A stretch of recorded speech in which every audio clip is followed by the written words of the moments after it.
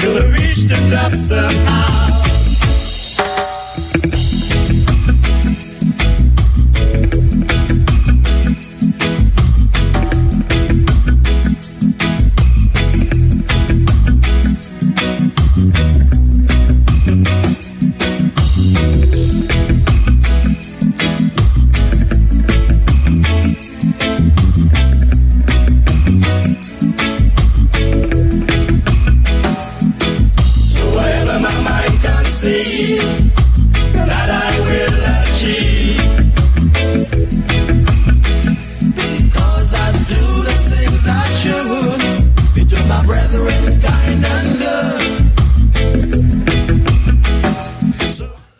Yes, my Straight Talk family, whenever you hear that theme song, you know it's time. It signals that time for me to say greetings to the world. Because we are on the World Wide Web. And we reach and communicate with you all over the globe. And we emanate from the Caribbean in the beautiful federation of St. Kitts and Nevis. One federation, two beautiful islands, and one lovely paradise called St. Kitts and Nevis. So I am duty bound to say a very pleasant night St. Kitts and a very pleasant night Nevis. And a very pleasant night to the entire Caribbean region. And welcome all to Straight Talk. And I thank those who continue to share the link. When you do, you bring to us first-timers. And I'll be surprised if we don't have first-timers. But in the event we do, and I do believe we do, I want to say welcome to your first edition of Straight Talk, and trust and hope it won't be your last time with us. And we come to you every Monday and Thursday night from 8 to 10 in the PM, for those who are first-timers. And let's agree, if you love what you hear, go tell it over the mountain. Go tell it all over the world. But if you don't, find some way to come and tell me. Because we are all about continuous professional, or continuous improvement, I should say.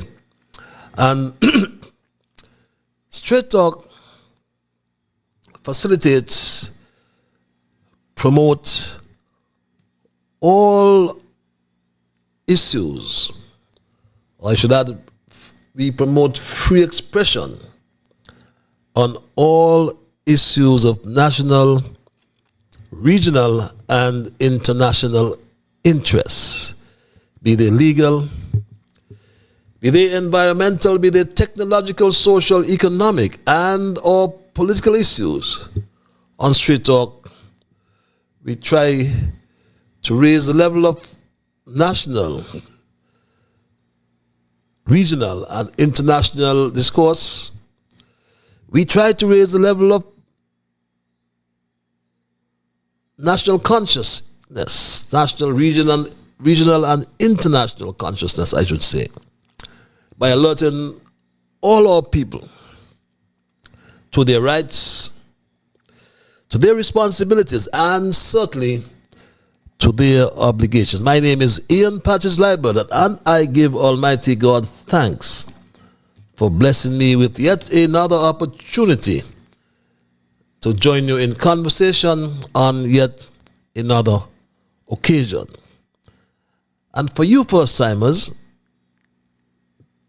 be it known that as your host, I pledge to remain an untiring advocate of truthfulness. I'm always guided by an excerpt from a hymn written by Thomas Jackson and Franz Joseph Haydn. An excerpt goes something like this: we are all called to be God's people, speaking for the truth and right, standing firm for godly justice and bringing all those evil things to light. We seek the courage needed, our high calling to fulfill, that we may all know the blessing of the doing of God's will. So my Straight Talk family, hear this. Absolutely nothing is watered down on this program, neither by omission or by exaggeration. We do nothing to sensationalize our programs, to make it more exciting. Because if we do that, we will have to do that at the expense of accuracy. And we are always leaning on the facts. What we do is present the unvarnished truth, I call it, the plain truth. Whenever it comes to governance, integrity, transparency, morality, wherever you are in the world, because we are joined together by this program with people across our federation and people in the diaspora all around the world. And some we know very well, and some we have met, some we will never ever meet physically. We do meet spiritually, I believe. And so we always entertain a diversity of views, I call it, because we are different people. So we will have different views. And sometimes we will agree with the truth that we advance on this program, and some will disagree, but that's okay. But what will create some concern for me if we ever start to become disagreeable. So in the meanwhile, let's thank Almighty God for helping us to understand, oh, how good and how pleasant it is for brethren to dwell together in unity. Let us therefore hope and pray for that day when we will all sing his praise together. So welcome again, my people, and thanks for those who continue to share the link. You bring first-timers when you do so. I must always remind you as well, and in particular those first-timers, that Straight Talk is a participative program. By that I mean we include your calls, we include your emails. And if you're so minded to call, the numbers are on your screens. There's some of you who like what I call the cloak of anonymity. So we give you access via our email platform, and that address is also on your screens. That is Straight Talk Patches. That's one word, STRAIGHTTALKPATCHES at gmail.com. We also heard on Alexa. And those of you who have that program, just say, Alexa, play Massive Vibes Radio, and you will be logged on and tuned in to Straight Talk right away. And we thank the owner for facilitating us at a modest cost. We are thankful for that. We have people on Alexa all around the globe as well. Lots in Jamaica, for sure. And as we say cost, some of you have made donations, and I am eternally grateful for that. We say a big, big thank you. And those of you who want to make donations, it's a simple process. All you have to do is to scan that code on your screen. We never stipulate what to give. It's up to you. You can give as many times as you wish. Whatever your contribution, though, be assured it helps us to defray our costs, because it is a cost. Although, yes, it's a public service, it is a cost. So those who want to donate, as I said, scan this code on your screen to access the payment form. A very simple process. So thank you again for your support, and for helping us to keep the dialogue alive. I must as well, at all times, recognize and hail my junior brigade, Jasmine, Young, Dwayne, Tristan, Shamar, Kevin, Rue, Travis, Travon, Jamal, Neymar, my grandson, and his good friend Saraya, Elizabeth, as well, and that special lady in St. Louis. We now start with our observations review that highlight the current issues. We do some reflection, we ask a few questions, and after which we begin our thesis. And our thesis for tonight we have titled Destiny, a land grab that further enriches the Brantleys. Yes, very interesting, I can forewarn you. And I want to first of all extend happy Canadian Thanksgiving Day, or should I say Thanksgiving night, to my Street Dog family. It's almost done. So I hope you enjoyed your Thanksgiving Day and you have rested, had fun, had something delicious to eat, have some wine, have some cocktails. However you spent your Thanksgiving Day, it is held or commemorated every 13th. Unlike the U.S., it's commemorated, my memory serves me well, on the 13th of November every year. So a happy Canadian Thanksgiving to all. My first observation, I refer to a release that was recently issued by the Royal St. Christopher and Nevis Police Force. And if you search their website, you will see this release, and amongst others, but this one informing the Federation that the White Collar Crime Unit has made an arrest in an apparent computer-related fraud investigation.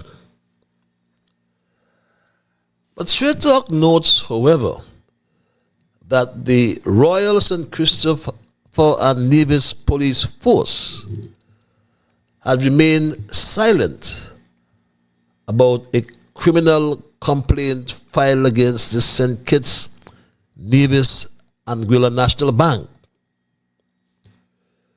Recall, my Straight Dog family, that we informed you a few weeks ago about that development, and we shared a communication from the Director of Public Prosecution, Adlai Smith. Also, a communication from the White Collar Crime Unit. We shared both communications to confirm that, in fact, the White Collar Crime Unit has been charged with the responsibility to investigate that criminal complaint filed against the St. Kitts, Nevis, Anguilla National Bank. And we are following that story.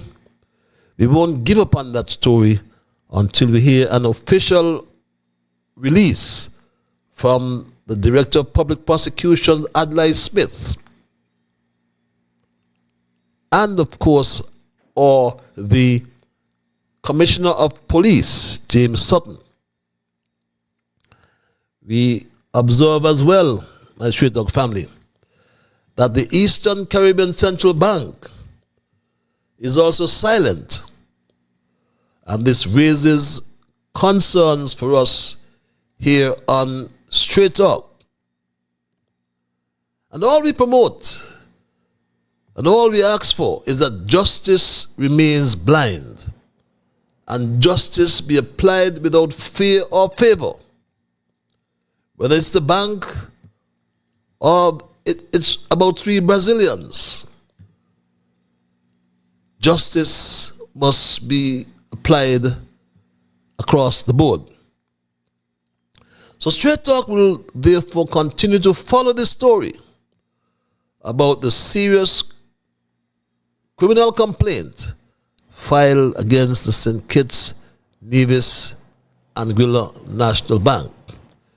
We are not going to leave it alone until we get to the bottom of the facts. And those are my observations tonight, my Straight Talk family.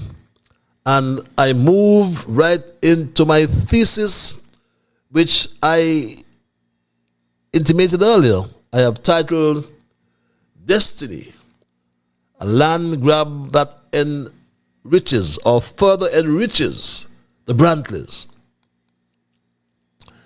And for yet another occasion,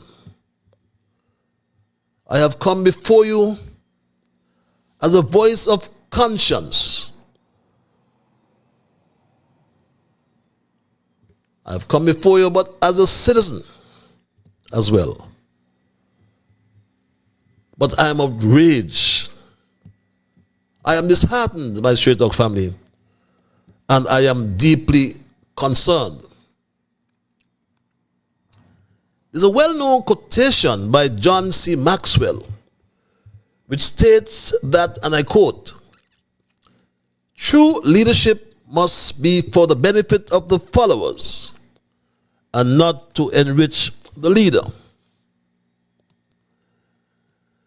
John Maxwell wrote that Americans saw property ownership as an integral part of being a citizen, according to Dobson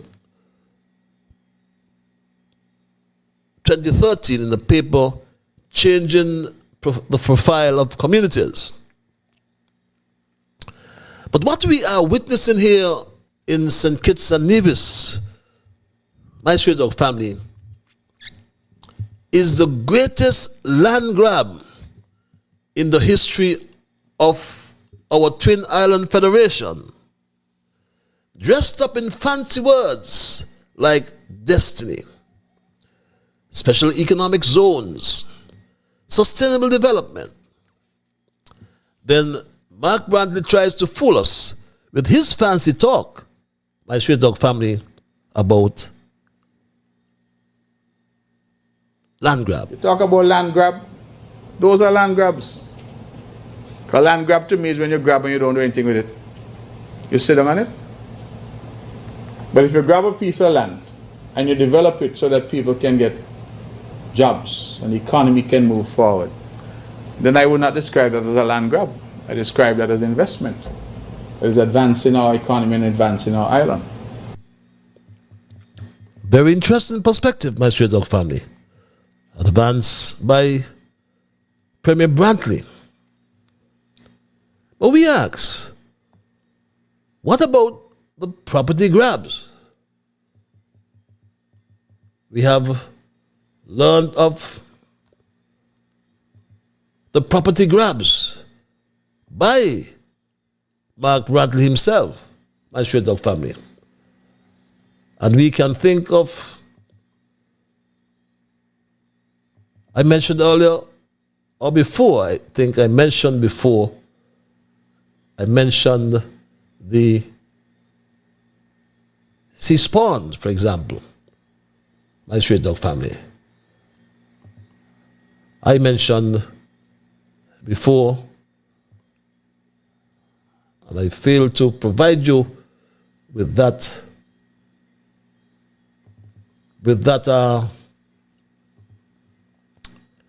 PowerPoint. I have it this time for sure though.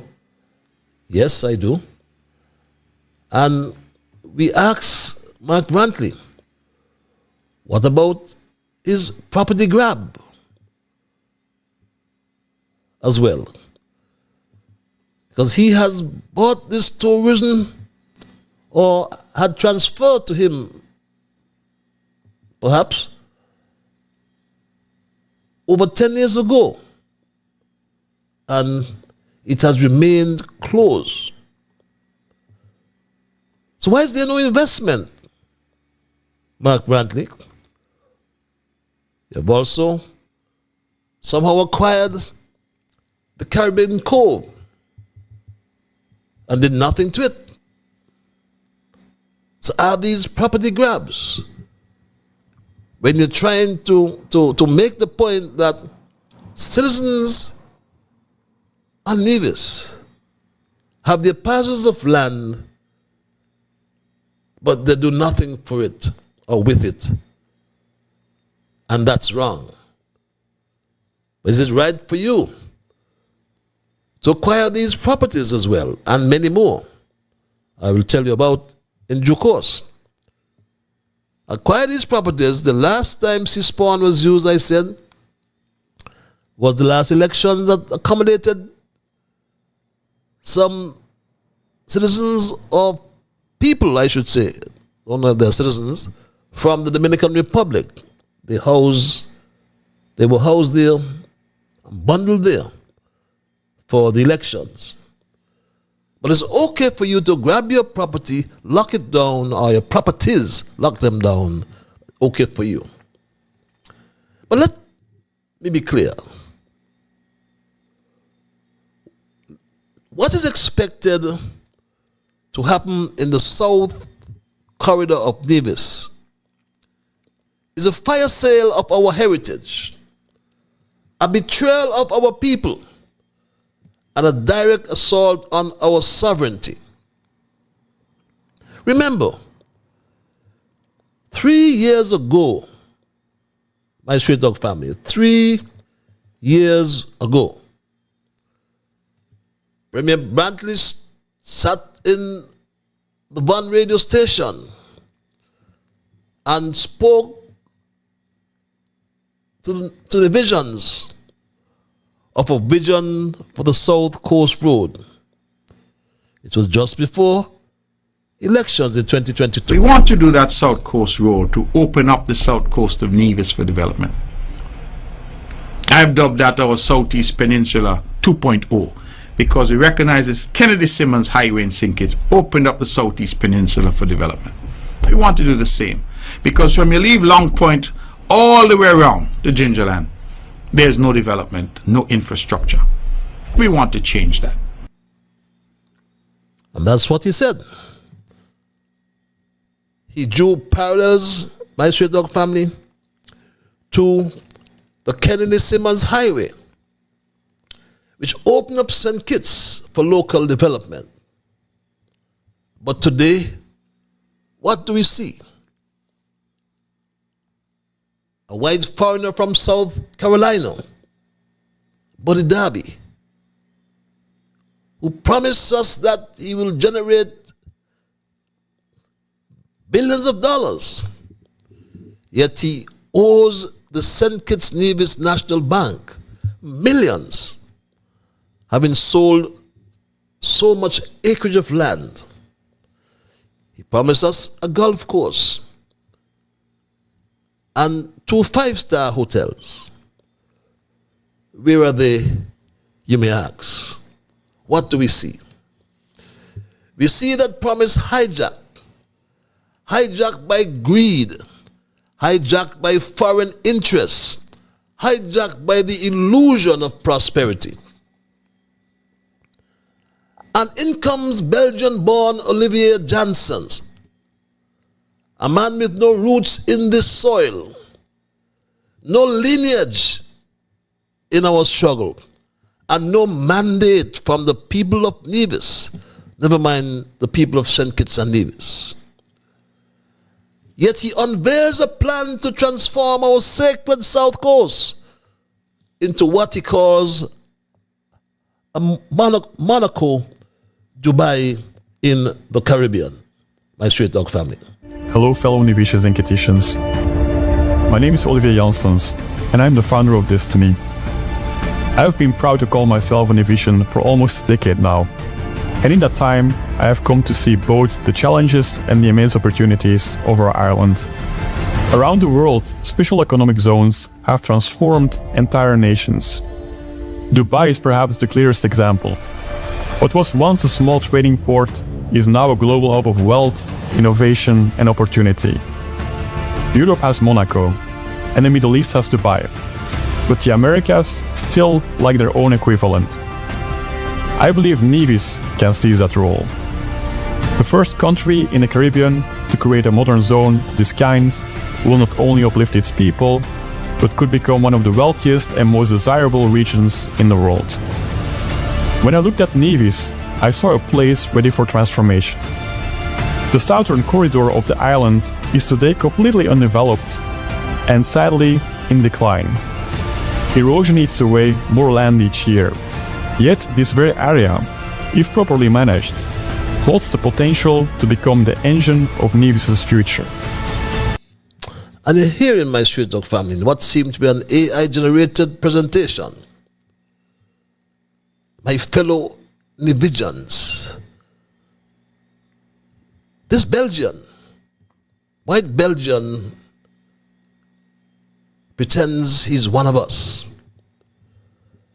who has come with the plan to turn the south coast into a glittering haven for the rich, the powerful, and the foreigner.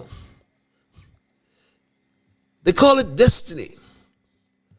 But let us call it by its real name, economic colonization.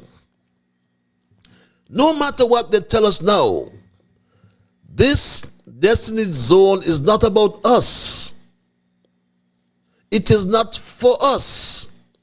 And certainly it is not with us, my Street Dog family. Our people will be displaced. Our lands will be lost, not least, our lands will be lost. Foreigners will control the land while we are promised crumbs in the name of jobs and so-called profit sharing. Do you believe them?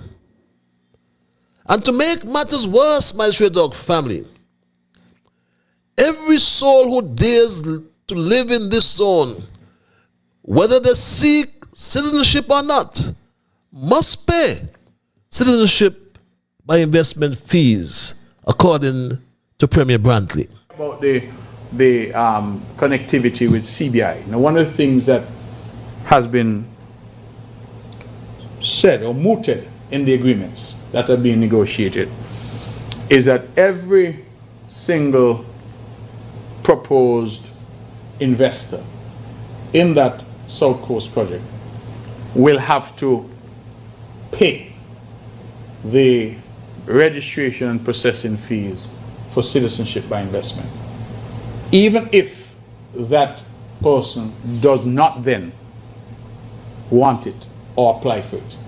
I don't know if you understand what I'm saying. So once you come into that zone, you have to pay the money, right, up front. If you choose not to, because many people choose not to, they're not interested in citizenship, then that's a matter for you. But whether you decide to apply for citizenship or not, you have to pay that money up front. That is one of the aspects that has been negotiated just in terms of generating revenue for the Citizenship by Investment program and for the government of St. Kitts and the government of Nevis as well. Yes, my Street Dog family. So ask yourselves, is this development or is it extortion of monies? And what about transparency? To date, we don't know how much Mr. Johnson, Mr. Olivier Johnson plans to invest. What is the cost of this development? The people need to know. The people need to know how much profit he expects to extract from this project, Destiny. But we know who stands to benefit, a select few and not the people. So we must ask, my Street Dog family, how is it that 2 weeks after the Special Sustainable Zone Authorization Bill is rushed through Parliament, tabled by Prime Minister Drew, and seconded by Premier Mark Brantley. Yes, he tabled this legislation, my straight dog family. We always provide you the evidence. I recognize the Honourable Member for St. Christopher 8. Madam Deputy Speaker, with your leave once again, I rise to have read for the first time in this Honourable House a bill entitled Special Sustainability Zones Authorization Bill 2025. Seconder, I recognize the Honourable Member for Nevis 9. Madam Speaker, I rise to second that motion. Thank you. The question is that the bill entitled Special Sustainability Zone Authorization Bill 2025 be read a first time. Those in favour? Aye. Those against? The ayes have it. A bill to authorize and empower the Prime Minister with approval of Cabinet and, if necessary, the Nevis Island Administration to enter into development agreements for the establishment of special sustainability zones on real property within St. Christopher and Nevis, and to provide for related or incidental matters, otherwise known as a Special Sustainability Zones Authorization Bill 2025. The bill entitled Special Sustainability Zones Authorization Bill 2025 has been read a first time. And 1 week after, my straight dog family, 1 week after, or I take that back, I believe it's 2 weeks after, the bill was read a second time, and a third time, and passed. Seconded one more time by Mark Brantley. I recognize the Honourable Member for St. Christopher 8.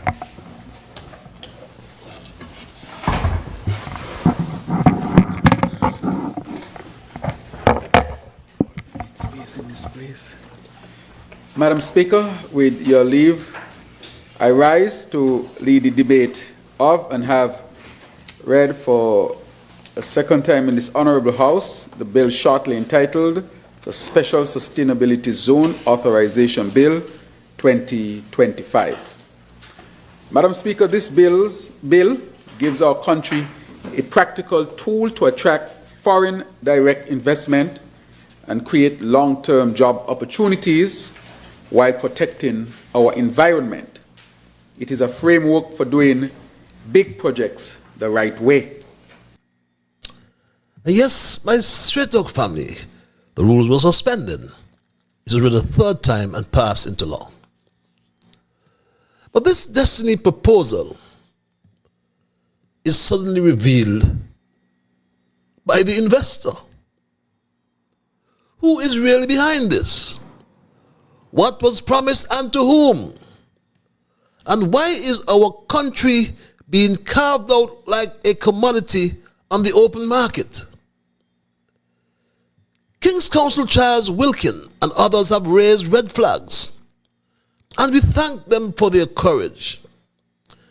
They have warned us of the constitutional, legal, and ethical questions that are being ignored. Not debated, they are being ignored. These questions cannot be answered in a 50-minute AI-generated public relations video.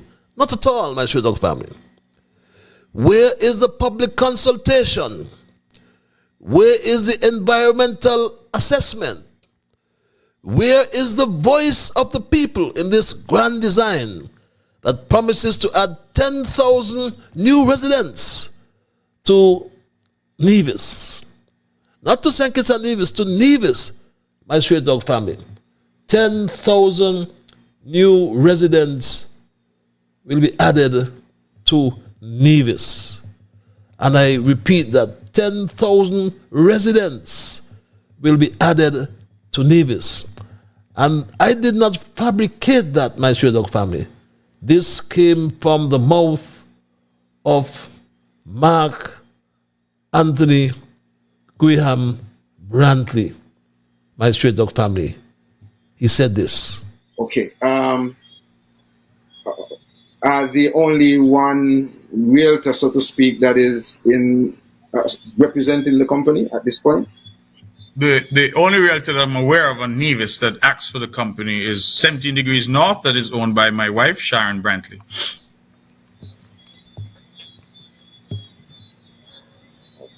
Let me take that back, my straight dog family. It should be this one. Under the legislation, they would have responsibility for finding their own water, electricity, and under the legislation up to 70% has to be renewable. And of course, they would have to put in their own roads and infrastructure in that zone. The numbers that we've got is between 7,000 and 10,000 people that anticipate would either be visiting, living, moving back and forth within that zone. 7,000 to 10,000. And none of them will be Kittians or Nevisians. There will be 10,000 foreigners who will be added to St. Kitts and Nevis or to Nevis that is already struggling to serve its own. Mark Brantley spoke about selling out to foreigners, my straight dog family. He had the goal to speak about selling out to foreigners. And sometimes you have to just keep your cool. This idea about selling out to foreigners. Anytime I hear Dr. Harris say anything about foreigners and selling out, I just remind him that Chinese jail. There was no bigger sellout in the history of this island than that Chinese jail. That he made the decision. Lest you accuse me that I was in his cabinet, I was out in the yard when that decision was made. He was out in the yard, he said, my straight dog family, when a decision was made to approve 5,500 shares. So ask yourselves the question, is 5,500 more than 10,000? If not, then Destiny has to be the biggest sellout to foreigners, Mark Brantley. 10,000. And if all these applicants come with their family, they are allowed 4, their spouse and 2 kids, that will be 40,000. So Destiny has to be the biggest sellout to foreigners, Mark Brantley. And let us not be fooled by promises. Because you told us that they will be responsible for the infrastructure, the water, the electricity, and the health institutions. But in comes this Belgian, adopted Nevision, and tells us this. Additionally, we will be investing $10 million a year over the next 5 years for a total of $50 million into Nevis infrastructure. This includes millions in funding for the Alexander Hospital and health. Imagine that. Well, we've heard it all before. Promises of prosperity. You heard Buddy Darby. That never reach the poor. Jobs that never materialize. Hospitals that stay broken. And dreams that turn into nightmares.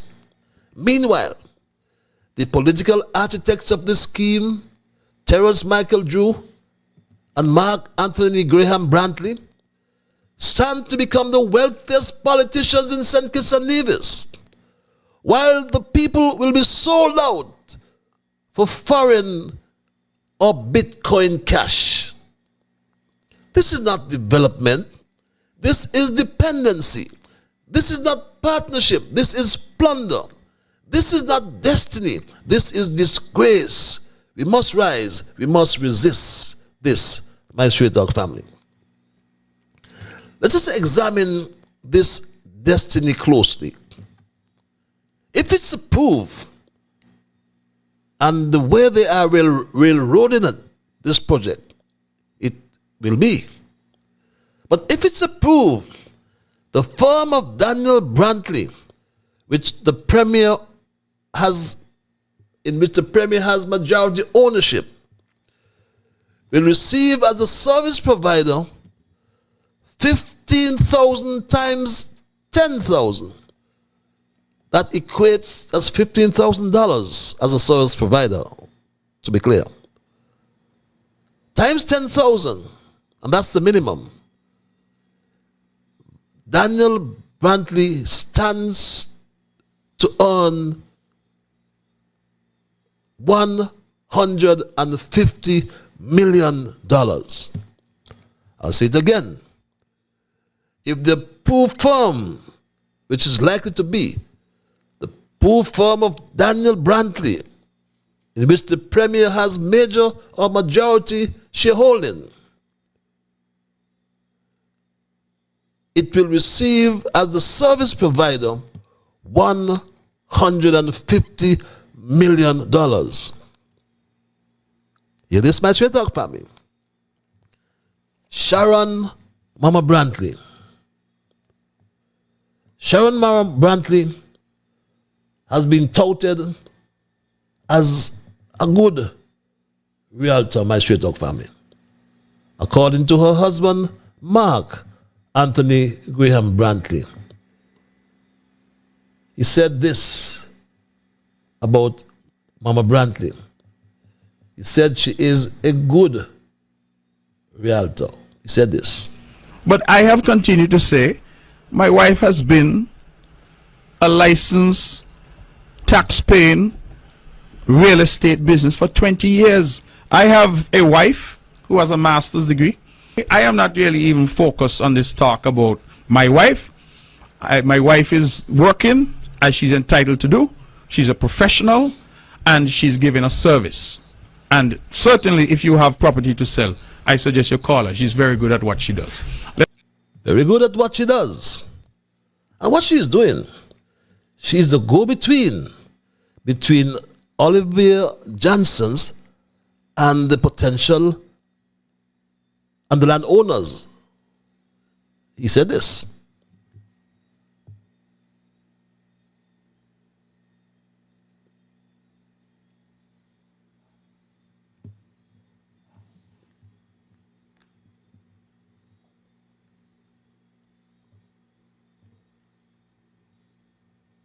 Company, as I believe it's called South Nevis Limited, and that company is working with my wife and others who are reaching out to people and asking people if they're minded to sell their land. Okay. So who do you want to see on that list? Okay. So just trying to confirm. I don't want to misunderstand what you just stated. You just stated that your wife's real estate company is working with the developer to have the land sold or whatever it is in that area? To reach out to landowners, bearing in mind, as I said, that the lands over there are private, and to ask them if they're minded to sell their land.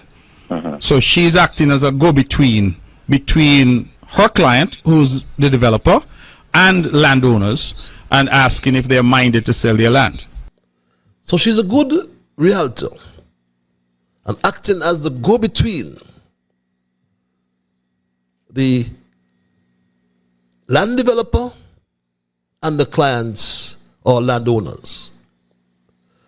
So as a good realtor, Sharon Mama Brantley stands to earn $50 million in real estate commission if all those lands are sold at the upset price in most cases of $220,000 and more per acre.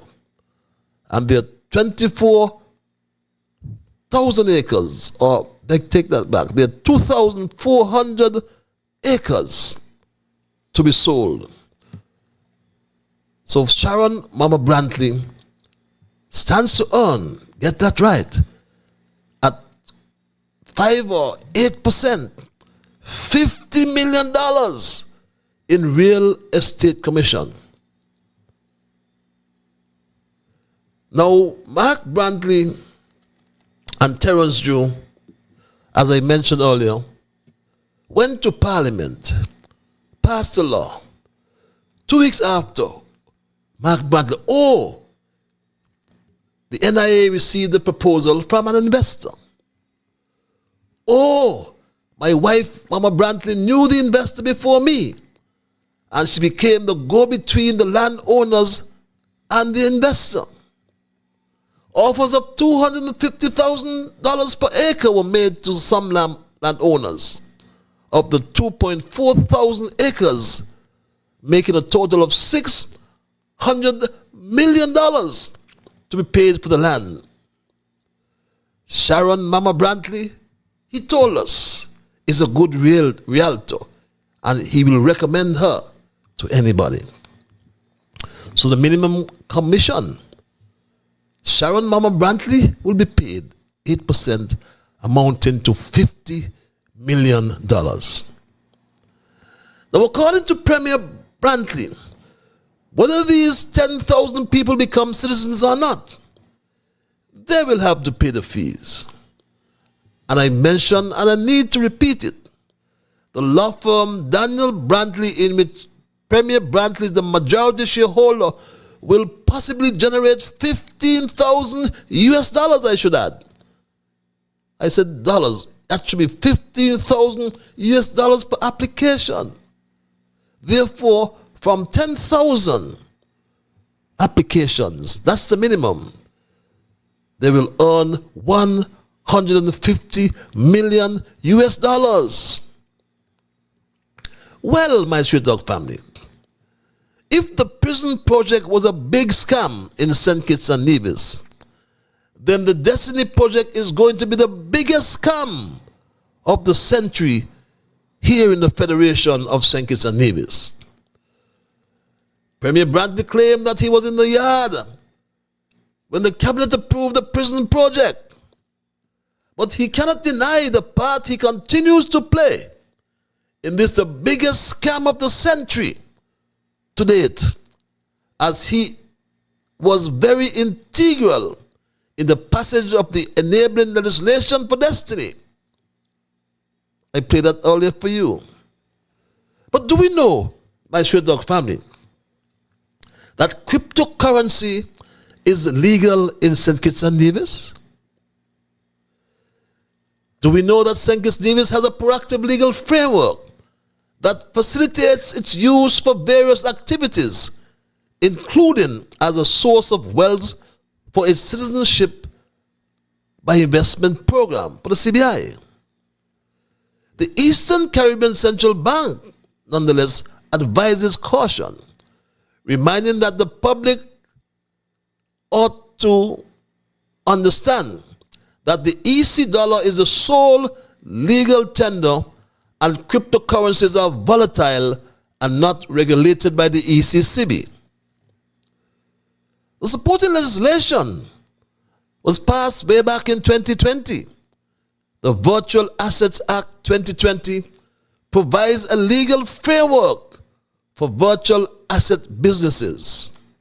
Thus, cryptocurrencies are accepted as a partial source of wealth for applicants to the CBI program, with additional due diligence requirement. My Street Dog family, we told you before that Roger Ver is an associate of Olivier Johnson's. And Roger Ver has partnered with the Marriott Hotel in relation to our CBI. How many of us know this, my Street Dog family? Roger Ver has partnered with the Marriott. And you can glean from your monitors that Marriott is helping Bitcoin Jesus Roger Ver to sell cheap citizenship in the Caribbean. Just use Bitcoin to purchase a share in the Marriott development on the Caribbean island of St. Kitts and Nevis, and the government will throw in citizenship and a passport. That's how it goes, my Street Dog family. Did we know that? We told you before that Roger Ver and Olivier started a free society foundation. Although this was some years ago, the Free Society Foundation back then was in the process of realizing a libertarian and crypto-anarchist dream. And currently, back then, it reads, the organization was taking steps to purchase a piece of land from governments, hoping it would be the first truly sovereign country to exist. This is information relating to that project that was brought to life by Free Society Foundation founder Olivier Janssens and other well-known libertarians and cryptocurrency figureheads. Janssen back then went on to say the project has $100 million from private funding, and they plan to use their funds to get the country running. Is that what's happening now, my Straight Talk family? That's a pertinent question to ask. Well, my Straight Talk family, this scam is real, I should say. And we must commend King's Counsel Charles Wilkin, as I said before, for his boldness. Charles Wilkin, we must commend him for his boldness, my Straight Talk family. No matter what they will say about Charles, he cited issues, real issues that cannot be addressed in a 50-minute AI-generated public relations video made by Olivier Janssen.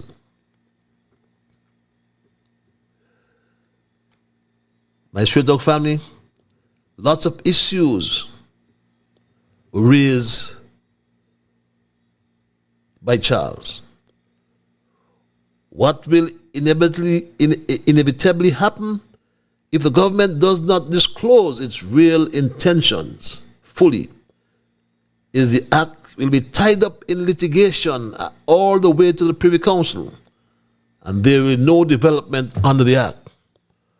And I trust that yes, there are people out there willing to go to the court. Because my Straight Talk family, the people of Nevis and the people of St. Kitts must derail this scam. How much worse can this get? Premier Brantley and his wife, Mama Brantley, for over 20 years sleep in a bed together. We speculate. And as someone put it, there is much proximity between them. Such proximity that only breeds a serious conflict of interest. After all, it's his wife. He boasted his wife, a good realtor, who arranges sellers of the 2.4 thousand acres of the land that the developer needs for the Destiny project, and Premier Mark Anthony Graham Brantley arranges a cabinet for authority to approve the project. And while I agree with King's Counsel Charles Wilkin that the Drew Brantley Special Sustainable Zone Authorization Act will create a state within a state, inside will be foreign billionaires, and outside of that state will be locally made millionaires who could not care less about campaign financing, which we referred to. We referred to campaign financing, my Straight Talk family. And section 13 of that memorandum by Charles Wilkin. I put it up again. Another key assurance required is that campaign finance laws will be passed to ensure that zone developers cannot buy elections and politicians. Our country has no such laws, to the great detriment of its democracy. The Act provides a serious potential risk to our elections. Do you agree? A serious potential risk to our elections. Terence Michael Juma and Stray Dog family told us that elections are easily bought. So what would motivate Garth Lucifer Wilkin, the son of King's Counsel Charles Wilkin, to introduce campaign finance laws? If it was a case or situation like father like son, then the character or the behavior of Garth Lucifer Wilkin would have resembled that of his father. It would have been like the Romans would say, qualis pater talis filius, as the father, so the son. But Garth Lucifer Wilkin broke the law and committed a criminal offense not once, not twice. He transgressed the law 3 times. So 10,000 people, whether they choose to be citizens or not, must pay the registration fees, whether or not a certificate of registration is issued. My Stray Dog family, we are not for sale. Our land is not for sale. Our children's future is not for sale. We must demand, therefore, a moratorium on all land sales to foreign entities under the SEZ scheme. We must demand full transparency on the financial details of the Destiny project. Full transparency on the financial details of the Destiny project. We must also demand a referendum before any such sweeping economic zone is approved. The people must have an input. And we must demand protection for indigenous landowners and their birthright. This is not a partisan fight. This is a national defense issue. And let me say this loud and clear. If Destiny moves forward under this current veil of secrecy and exploitation, then history will remember Drew and Brantleys not as leaders, but as auctioneers of our nation's soul. Let us not allow Nevis or St. Kitts to become the next playground for billionaires, while our own people beg for jobs and land in their own country. Brothers and sisters, comrades, the time is now. Let us stand together and say, enough. This is our land. Our destiny is our own. The unchecked sale of 20% of Nevian land to foreign interests is not development. It is dispossession. Land is a foundational asset tied to national identity, sovereignty, and the economic future of our people. Unlike Belgium, where strong land use policies protect local interests, St. Kitts and Nevis lack the regulatory framework to safeguard its territory from speculative exploitation. If the concept of libertarian enclaves and private zones is so beneficial, why is Olivier Janssens not pioneering them in his own country? Why does he pioneer them in Belgium? The answer is clear. No responsible nation gives away its future. We must reject the illusion of becoming a new Dubai or Monaco, built for outsiders, while our people are priced out and pushed aside. What Nevis needs is not foreign-controlled zones, but a national land use management plan driven by the people for the people. The time for quiet concern is over. What is happening in my Straight Dog family demands national attention, civic action, and, if necessary, peaceful uprising. Our land is our legacy, not a commodity for sale. Terence Michael Drew and Mark Anthony Graham Brantley have facilitated the design of the biggest scam ever to date in St. Kitts and Nevis. Yes, destiny, a land grab that further enriches the Brantleys, must not be allowed to be implemented in Nevis, as St. Kitts will be next in line. That's my story tonight, my Straight Talk family, and I am not going to change it. I will open the lines and entertain your calls and your emails. And if you're so minded to do so, my Straight Talk family, I want to implore you to respect others. And of course, to achieve that, we must first respect ourselves. Let us be fair to all concerned and ensure that the things we say and or do will be beneficial to all concerned. And in the process of saying and or doing those things, my Straight Dog family, let us strive to build a kinder, gentler St. Kitts and Nevis. With that said, I go to the lines, my Straight Dog family, and say good night to my first caller. Caller, you're live. Hello, caller. Good night, Mr. Liber. Good night, my dear. There is no calamity greater than lavish desires.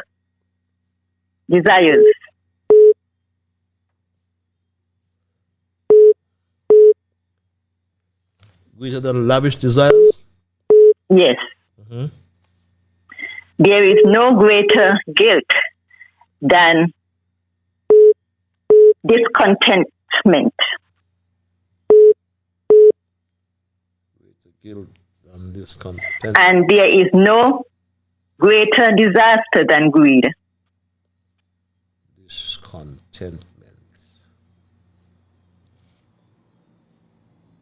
And no greater disaster than greed. Than greed. I repeat, there is no calamity greater than lavish desires.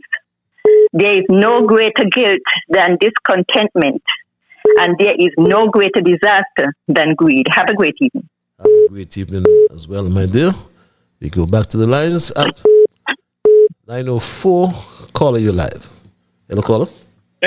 Thank you, Brother Patches. Good night. Good night to all night, listeners. This is the voice of activist, freedom fighter, humanitarian, Winston Welcome. As I rise in serious, constructive consideration, people of the Federation of St. Kitts and Nevis, hear me clearly. As we nose and observe the plans of Mark Brantley and Prime Minister Joe and all the remaining supporters, this is not a playground situation. This is serious business. These people are gangsters, money generals. They are selling out. They want to sell out the lands for their own personal gains. All these monies that are forecast, where would that money go? That money continuously will be going into these people's pockets. You all are not going to get anything. Let me speak in local language. Be aware. People do not sell out your land. Look at the CBI going back from then until now. Where are the CBI money? Where are the monies? Where they gone? These people are thieves. You all are not going to get nothing. Do not sell out your land. Scrap the deals that they are in. Scrap the deals that is in focus and motion.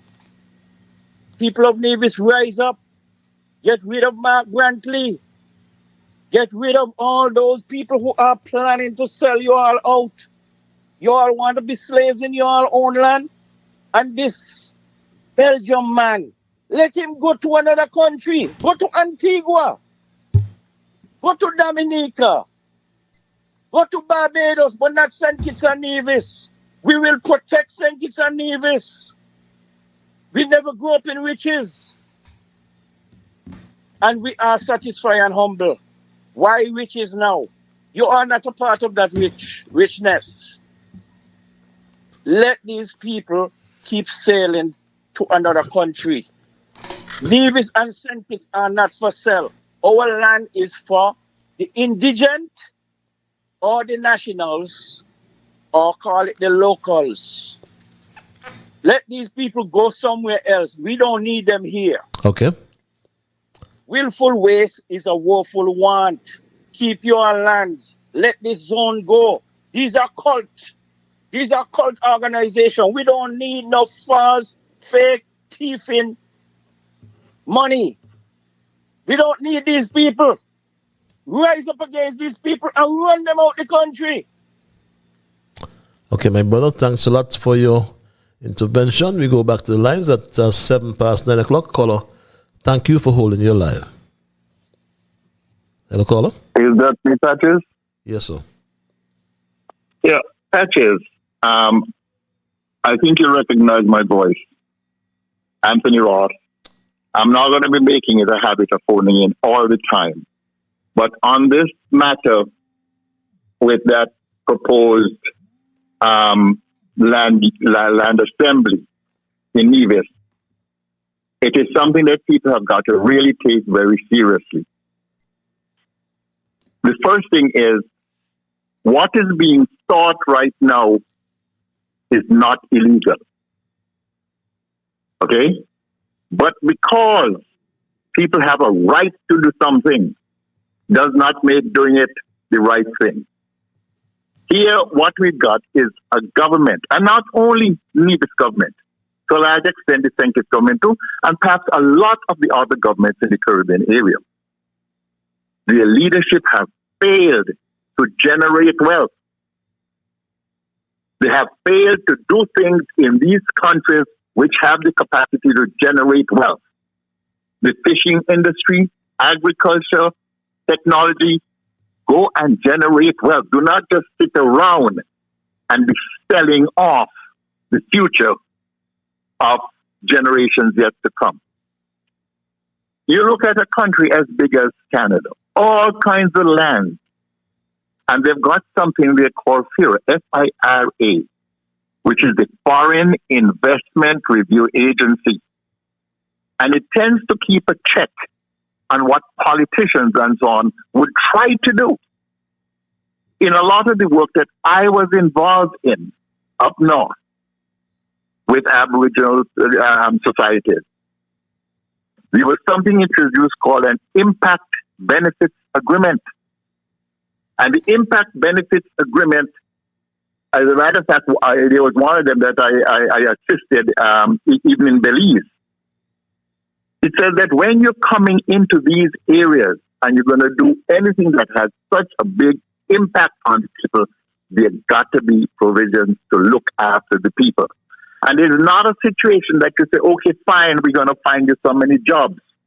Because as far as that project is concerned, the jobs that they're going to find is for waiters and waitresses, and lock them into a situation so that their children study as waiters and waitresses.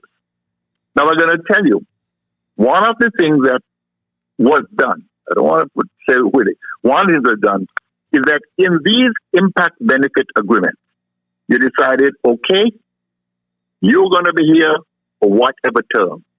During that time, we want to make sure that we got certain number of jobs that are going to take locals up to middle management within a certain amount of time, and training programs they're going to put them in higher management, so that the whole project is not just good for one group. And if these projects, as set out, are so good, they do not, it is not mandatory that the project developers own the land. If it is, there have been cases in which countries compulsorily acquire land for the benefit of the people. They are held in trust so that your developer can come in and he could enter into a long-term lease. But that lease will have an end. And when it ends, the land revert to the whatever entity is holding it in trust. It's not a situation that you go around and dispossess all of your people. And everybody look back. Bradshaw, when Antigua was going hell-bent for leather with American tourism and a lot of the developments up there, as a matter of fact, they've got names, but it's not about the names. It's about the policy. Bradshaw tried to make sure that that did not happen in St. Kitts. And it didn't. That's when a lot of the lands were taken for the benefit of the Kittitian people. I'm going to go again and remind you of the document prepared by Dr. Len Ishmael. Look at it. And here, as far as the process is concerned, not only it is something that is not creating wealth, there is not sufficient transparency, there is no real accountability. And as I say, although it is not illegal, it is not right. And it will only be turned around when there is a land use management plan that is put in place and not handed down by the politicians. That you've got consultants to come in and give you some ideas and you go back to the people so that the people can develop this. In some places, it's called a master plan. And a master plan is just a big document which says this is the year 2025. And I want to think about what my country should be like, or whatever this landmass is supposed to look like in 25 years. So you've got a plan where you are projecting 25 years, but as far as implementation is concerned, you're taking it in 5 years bites. So you've got to say, okay, for the first 5 years of this proposed 25, this is what we want to accomplish. But then when you get to the end of the first 5 years, you have a total review of the master plan again, because things might change to the extent that what you saw as your 25-year objective, they might change after 5 years, and that is allowed. And I remind you, I'm going to tell you something funny, Patches. I was traveling to St. Kitts many years ago. You were the Minister of Infrastructure at the time. And I do not remember that if I was flying from Toronto to Miami or from New York to Miami, but I know I was getting off in Miami. There was an individual who was very, very well invested and part of the system in St. Kitts. He was not from this country. And I heard him speaking about the fact that he came down here and he was not, and whatever he was, but he was not doing anything in planning, and that he wound up on your development control and planning board. He went on to say how ridiculous the place is because you don't have these kind of bylaws, those kind of bylaws. I said, and I listened to this guy. We got off in Miami. When we moved down to the gate for the flights from Miami to St. Kitts, you were there. Hamilton was there. I believe Sean was there and some others. This guy just walked straight over to you guys and charming you. And everybody listening. Of course, you weren't sitting behind him, so you didn't hear what he said. But when you see that, and this is not the first time, a lot of these up there people that I represent down here, when they start to follow, they start to tell you what other people are saying. So I looked at this thing called destiny. I found it very hard to look at.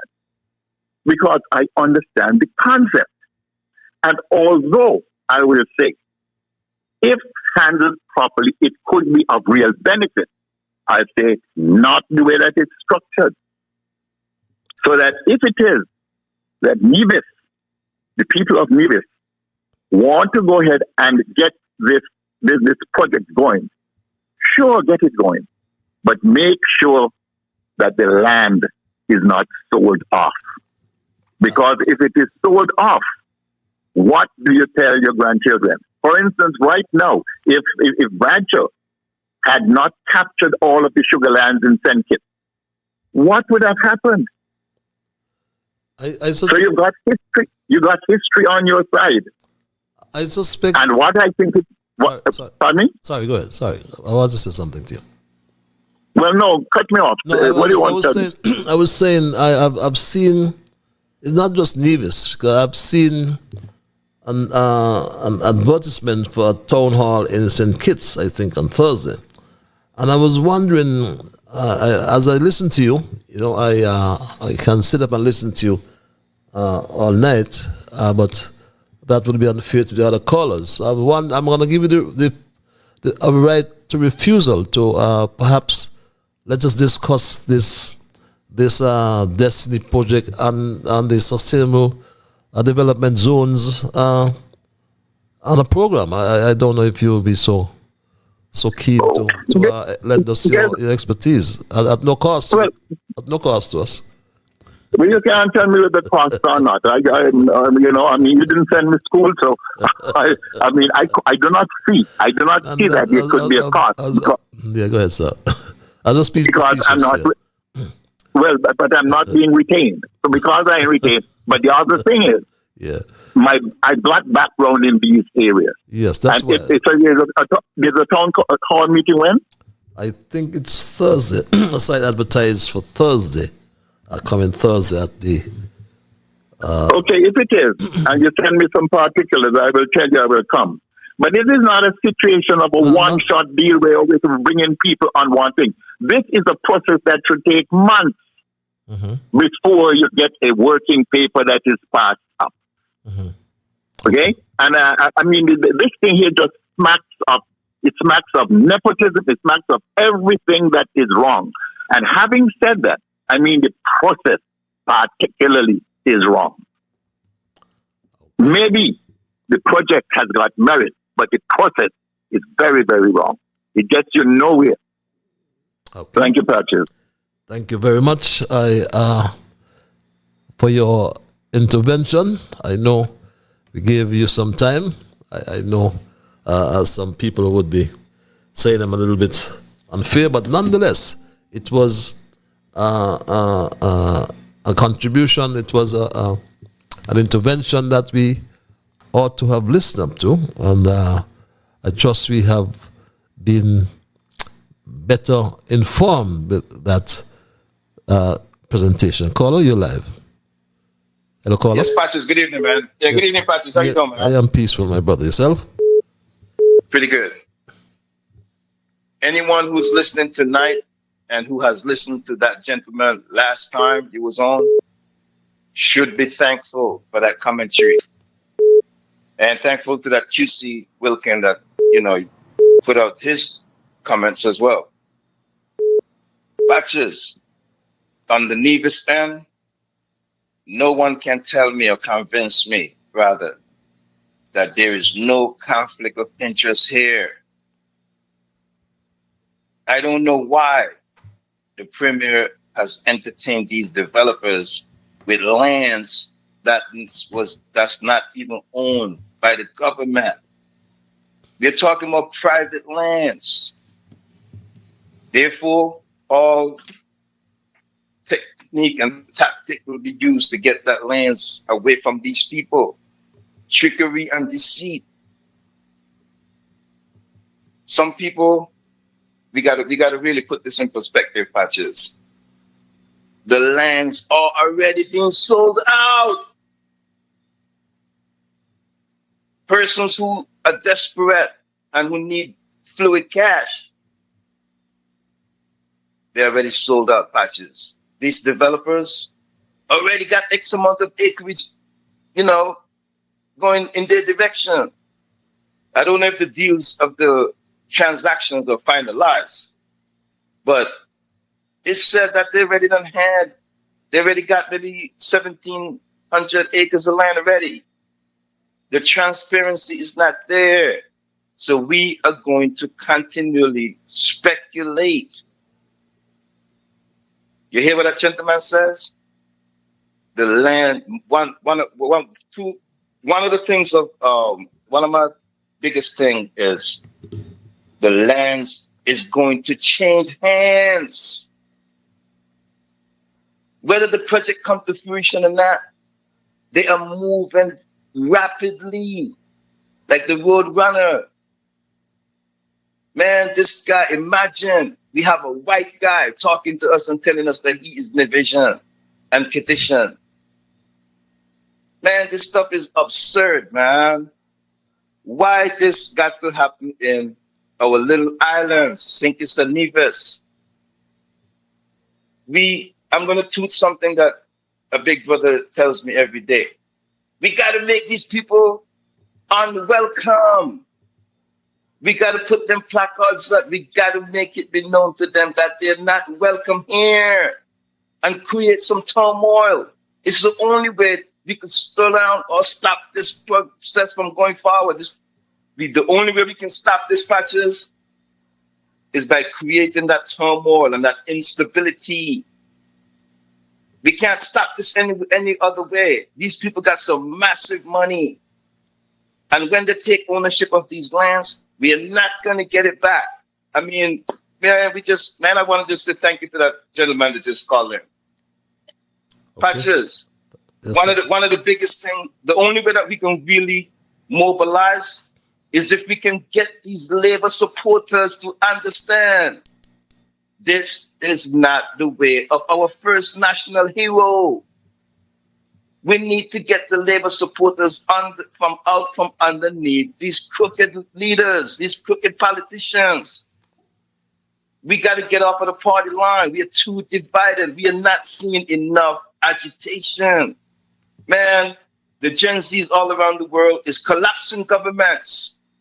If the people of Enriches and Nevis barely got the courage to do what the Gen Zs around the world doing, we will collapse these two governments on Enriches and Nevis as well. Man, if we cannot get this governments out of there in the next 2 years, before 2 years, the only option we may have is replace and repeal. If you are not against, you are supporting this SSC law. Okay. I'll leave it there for now, Patches. Thank you very much. And I'll come back in later. Thank you very much. Thank you very much for your intervention. And Jensen said it's the first in the Caribbean, in Nevis. And yes, he's perhaps right, but let's not forget in Central America what happened in Honduras, my Straight family. In a landmark move, Honduran President Xiomara Castro has outlawed the creation of special economic zones. The Organic Law of Employment and Economic Development Zones was repealed on April 26th. Called the ZA Law or the ZEDE Law, Castro stated that it violated the country's national sovereignty. It had also put the Guaruta Reserve, the Plurano River, Alpatuca, and Entres Rios at risk. The president added that joint work with local communities was necessary to preserve forest areas. Passed in 2013, the ZA Law was heavily promoted by right-wing US-backed former President Juan Orlando Hernandez. It paved the way for the creation of special zones which were exempt from certain national taxes and laws. President Castro had pledged to push for its repeal as part of her electoral campaign. On April 21st, the country's unicameral Congress unanimously repealed the law. The chamber reiterated that the legislation had violated the Honduran constitution and its sovereignty. Special economic zones were given administrative, monetary, budgetary, and fiscal autonomy. They also had their own independent judicial bodies. The law allowed for these zones that were promoted internationally as charter and free private cities. And that's Honduras in Central America. Let's go to the lines and thank this caller for holding caller. You're live. Hello, caller. Mr. Straight Talk. Hello. Mr. Straight Talk. Abracadabra. I recognize. Abracadabra. How are you, my brother? I am peaceful. Yourself? What can I say, man? So far, so good. It's going good. It looks good. It tastes good. It feels good. It's a blessing. Mr. Straight Talk, I don't know what's going on in St. Kitts Nevis now, but let me just say good evening to my wonderful people. So good night to my brother there, Alvin, and his son George Reed, and my brother from another mother, Ellis, and my lovely niece there in St. Louis. How are you tonight? And our Texas Queen, how are you? Good night, Abigail and family there, and my sister Joan there in Lodge. And my dearest friend who had a birthday yesterday, Agatha French. God bless you guys. Mr. Straight Talk, I don't know how we're going to get out of this thing. Because Biden had all his cards together to do what. And Trump had to come in and just smash everything, build a new stadium. So it come like that's what's going to happen in St. Kitts. That they're going to have somebody going to have to step in there to build a new stadium, because that whole stadium, it's going to collapse. It's sure going to collapse, because if you're going to take all those lands there and put people on them, and then you're going to just create, just like they have Kittishan Hill. My brother was telling me, I tell him I would like to go up there. He said, no, you can't just go up there like that to visit up there. I said, what you talking about? So I just left it because I couldn't understand what he was saying. He said, you have to cross a big gate and all this kind of thing. So this is the kind of thing that we are going through, that these people are selling out and nobody recognizing what they have done until it's done. You know? But I want to give God thanks for you, because you really are doing a wonderful job. You night every week to this thing, what's going on in St. Kitts Nevis. And we got to hold our leaders accountable, but we're not going to do nothing. We're going to just sit back and let this thing pass. You can't to that gentleman there. It's going to take place, because half of the people are supporting what's going on, and the next half going to sit down flat. So it's gonna take place, but you just continue to do what you gotta do. Understand? You're really sounding the alarm, and we are listening. Understand? We are listening. So you just continue to hold up the fort and do what you got to do. Understand? And I'll see you when I see you. Be good. Take care of yourself. Until I come your way again. Abracadabra.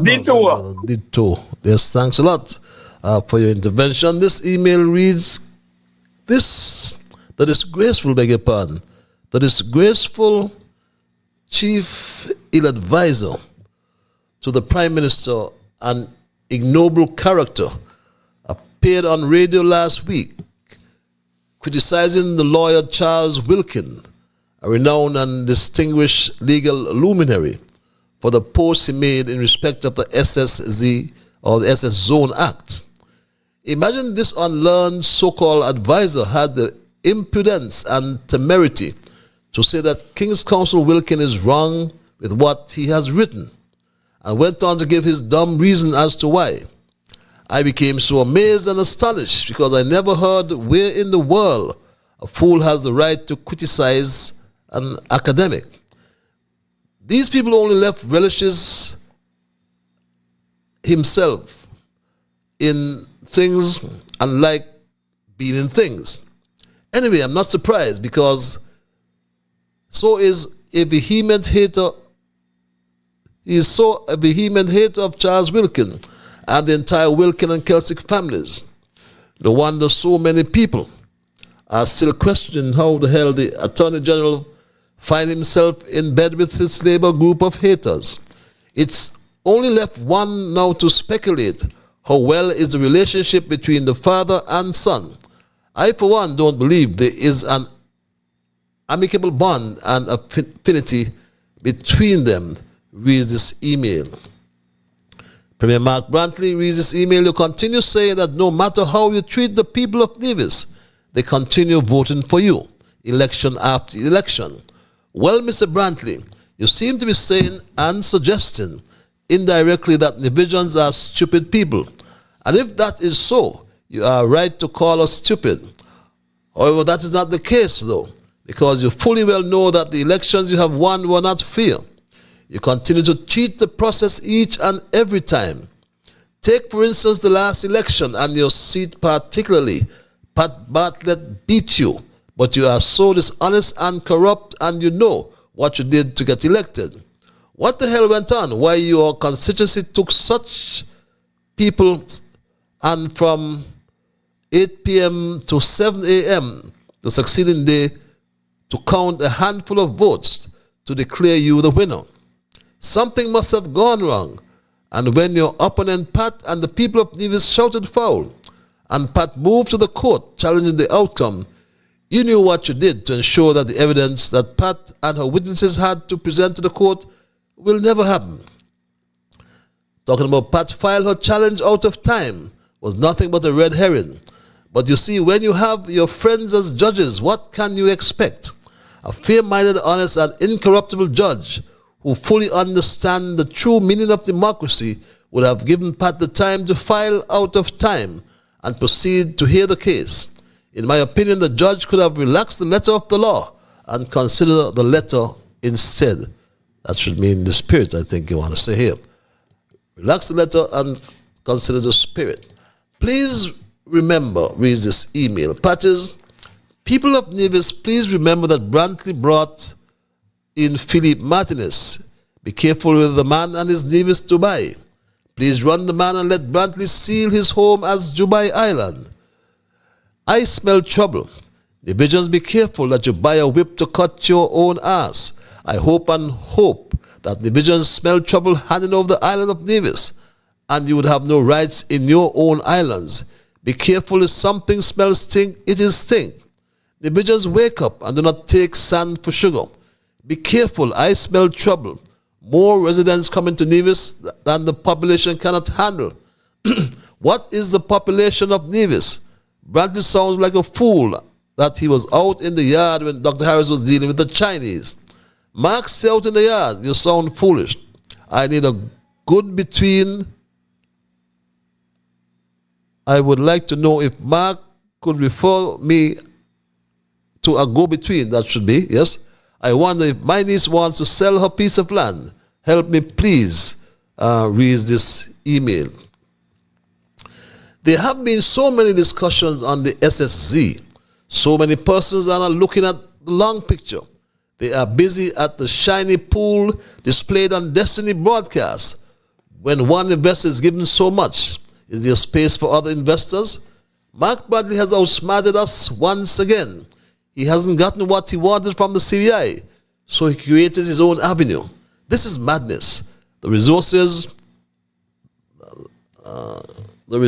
beg your pardon there, my straight family, the resources these investors have can and will influence the government for years to come.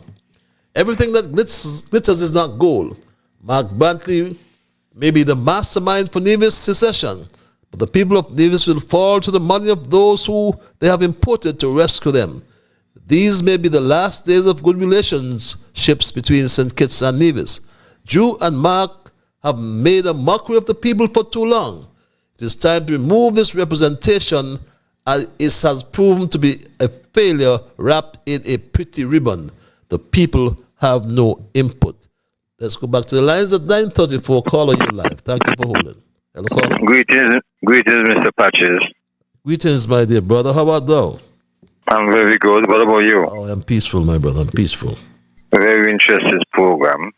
Thank you. This program, like you got sugar cake on top of it. That's how sweet it is. Careful, That's how sweet it is. That's how sweet it is, Mr. Patches. Okay, Mr. Patches, you make a good point earlier, showing the reason when Mark Brantley talk about land grab. They make the contrast between property grab and land grab, and that was very touching. And you see, when Mr. Brantley was in office, and when the prison project was debated at the time, he didn't. If he had a strong objection about it, I mean, the debate was going on. Instead of he being in the yard, he should have been in the debate and share his concern for the people. Because, remember, he was getting pay, and it's because of the unity administration, because the people put him there. Not a CCM government, it wasn't there because of CCM government, it was there because a unity construct put him there. He couldn't make his presentation if he had any objection pertaining to the prison project. But to come now to make, first presentation always the best. And, I just wonder why no one around Mark Brantley want to challenge the leadership of him. Because here is he bringing this irresponsible investment upon the young people in Nevis. And it's good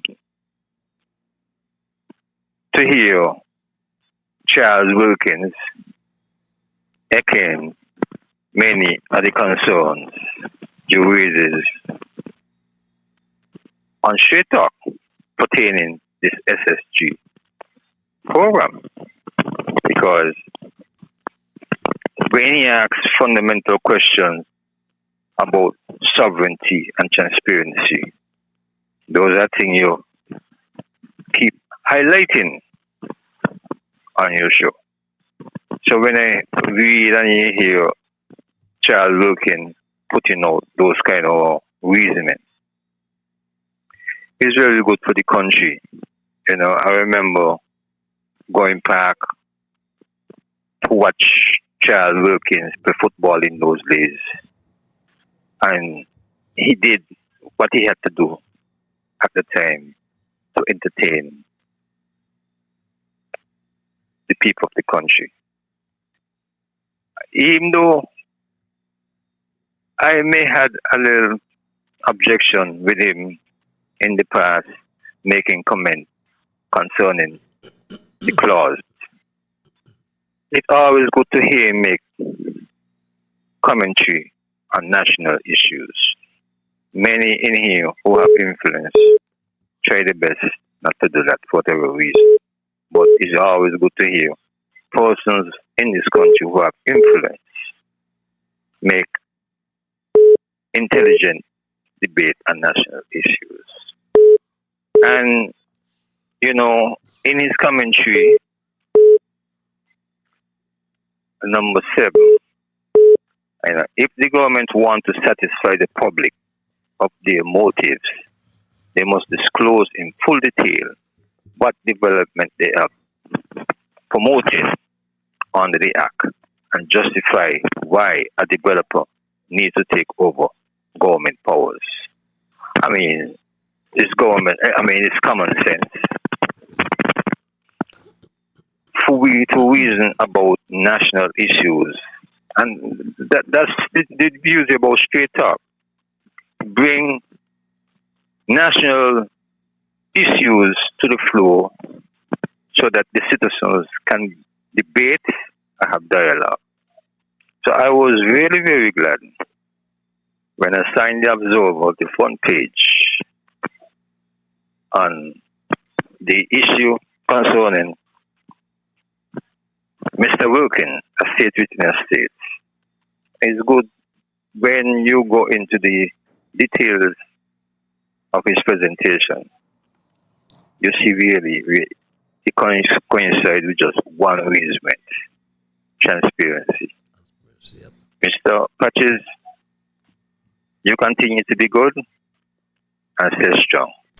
Thank you, but I would like to see the day someone challenge Mark for the leadership. And if no one challenge Mark for the leadership, which amongst him, I say it's time for another party to take over Nevis.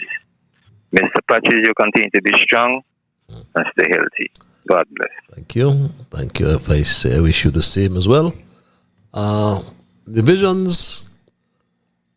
Have you ever heard the old saying, who help mouth can't help ass? That is for real, and I hope you would not regret any selling out of your lands What pay is Mama Brantley getting out of the sale of the land? It seems as though she's getting more of the sale, the land, than the landowners. What kind of heart and morals these people have? They think that they are going to hire a U-Haul to take their running monies when their end has come.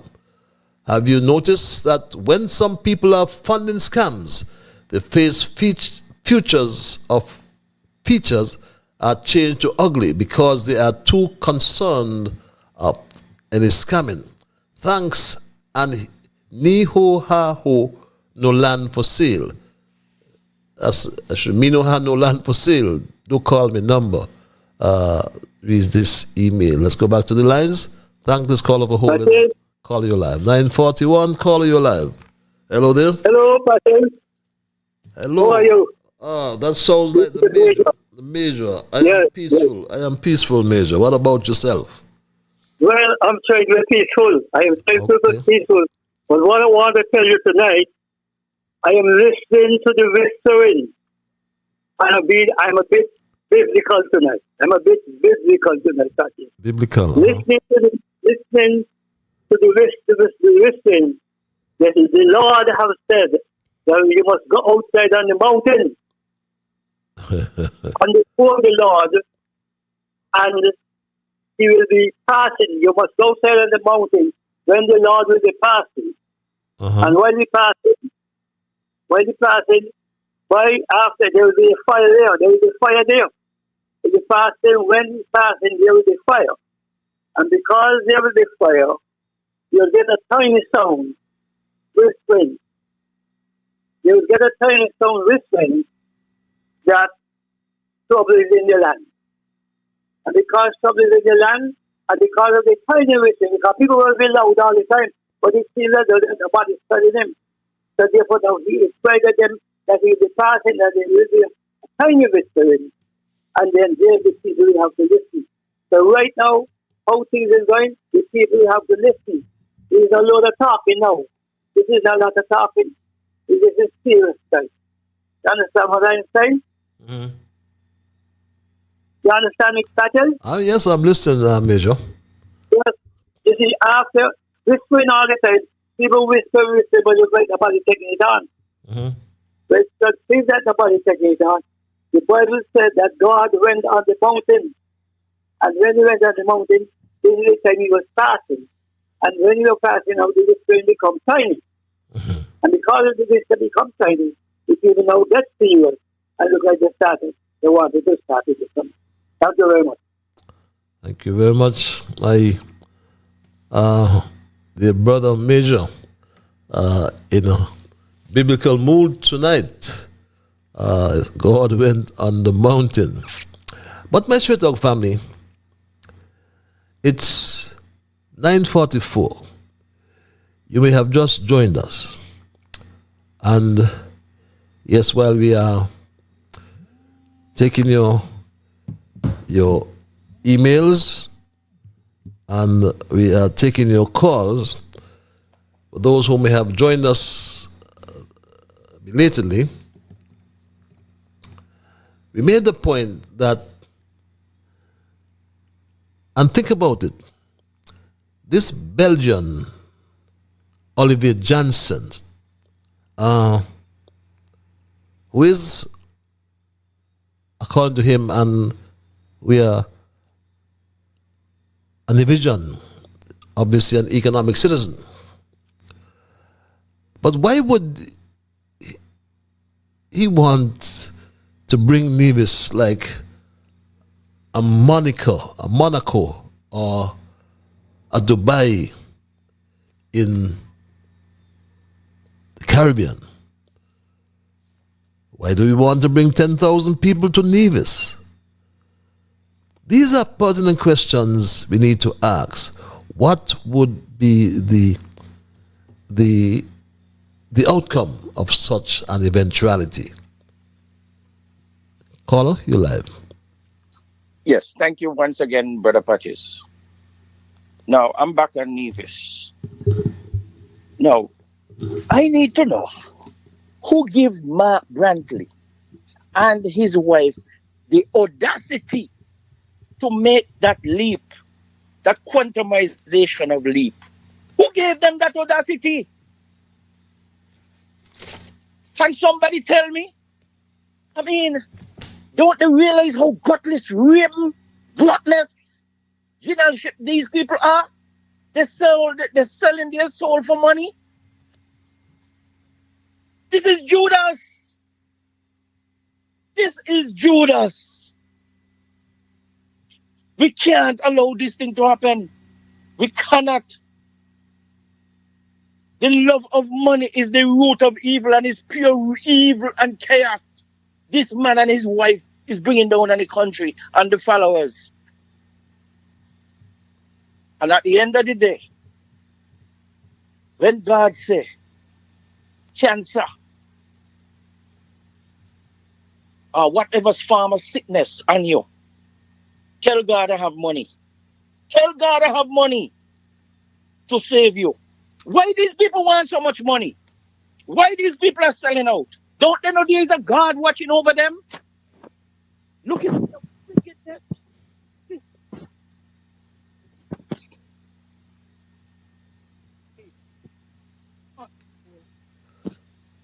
Caller, speak to the speak to the telephone, caller.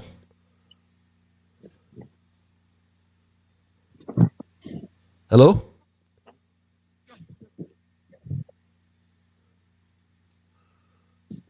Hello? Yes, we're not hearing you. Can you speak to the telephone? Yeah, I am right here. I don't know what's the pause. But no, yeah, we're hearing you now. We're now hearing you. Just speak to the telephone. Yeah. Okay. All right, let me reiterate some things that I mentioned. I am saying to Mark Brantley and his wife, cut this wickedness that you are bringing down on the people of the country. Leave the people them land alone. And stop conduct conflict of interest, man. Aren't you human? You're bringing down havoc on the people. Eh? You take them to be stupid, fools, mumu. And you know what you're doing.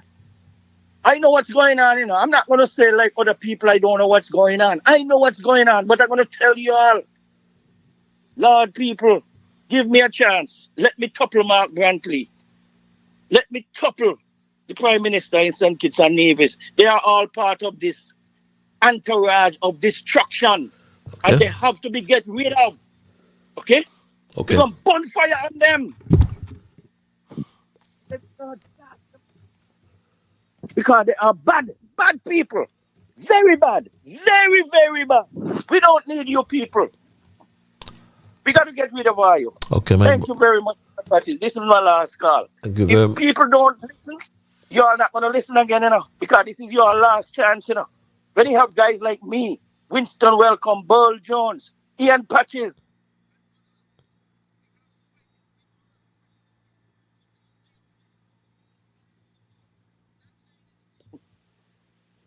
But continue. You all better rise up.